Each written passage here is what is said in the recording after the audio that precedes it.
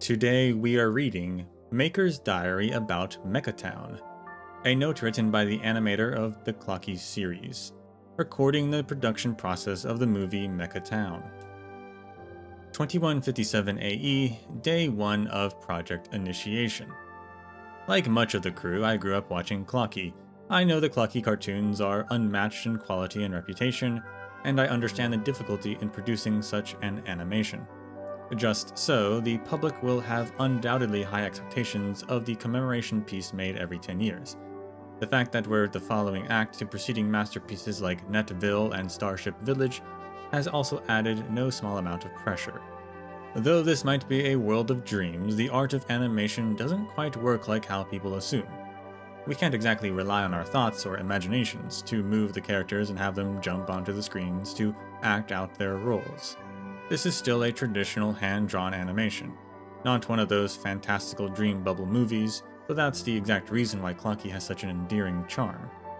With all the horrors scheduled in our future shifts, I can't help but run my hand through my still luxurious hair, lamenting the many clumps that are fated to fall in the future. 2157 AE, Day 31 since Project Initiation. Today, the producers showed us an internal documentary from Clock Studios, during the Age of Dreaming. Due to the instability of the dreamscape, a great many of the current production technologies we use right now could not be manifested in Penacony's dreamscape film production. Every action portrayed on screen was first performed by a real person in the studio, following the directions of the script. Then the footage was traced frame by frame into images. Even the producer had to put on a Clocky costume and dance for a scene. Knowing that, could the watchmaker have played Clocky before? Shame that this documentary still didn't reveal what he truly looks like. 2157 AE, Day 73 since Project Initiation. I had a fight with Colin today. He thought the character designs for the Machine Town needed to display a kind of gearpunk stiffness. I really have nothing to say. He should find a mirror and see if he's the one that's actually stiff. He even started talking back, saying something about how my manufacturer is not something that can be compared to those cheaply made Intellitrons. If it weren't for the fact that the watchmaker is still watching us, I really might have thrown a punch at that very much oxidized alloyed skull of his. 2157 AE, Day 160 since Project Initiation. Larry gave us some really good advice and references while we were trying to design the scene for the town. Apparently his ancestors once had deep relations with the Nameless, and learned lots of stories about places beyond Penacony. Must be nice to be a Nameless. Once I make enough money, I should go out and take in the world too. 2157 AE, Day 324 since Project Initiation. To sleep is to dream, and to do all-nighters is to not sleep. Then what does pulling all-nighters in a dreamscape count as?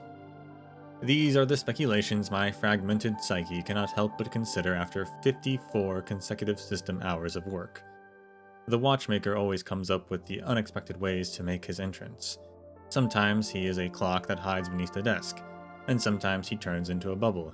These little scares he inflicts have become one of his few pleasures. However, the watchmaker is quite severe and strict when it comes to animation production, a far cry from the usual whimsy humor he exhibits on a day-to-day basis. I cannot help but admit he has a tremendous capability when it comes to writing scripts. At the same time, ignoring my notions of idolization, his demands for the animation's preciseness are approaching absurd. Colin nearly shorted his motherboard trying to imagine the scenes described in the script.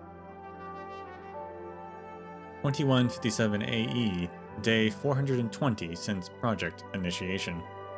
The action choreographer recruited from the Bloodhound family had a breakdown. I mean, it wasn't unexpected.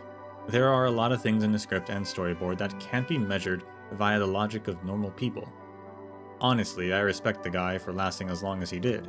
I've long been burned hollow by that section of the storyboards. Sprawled over my desk, I even thought about whether animators are just expendable components. I've had enough. I wanted to create animations I can understand, not the frenzied imaginations of my boss. I've requested 2 days of sick leave from the producers. I'm going to see a motivator. 2157 AE, Day 421 since Project Initiation. The scheduled motivator is absent because he apparently also scheduled a motivator, but I really don't have much left in me to keep going with this. I worked up the courage to contact the watchmaker in the hope of tendering my resignation. To my surprise, however, the esteemed chairman didn't rebuke or beg me to stay, he just started chatting with me like a friend. I ended up telling him about all the stuff I wanted to discuss with the motivator, things about my time as a student in the monochromia system, and all the frustrations I experienced at the clock studios. He listened attentively, spending eons know-how-long on me, a mere, unremarkable animator.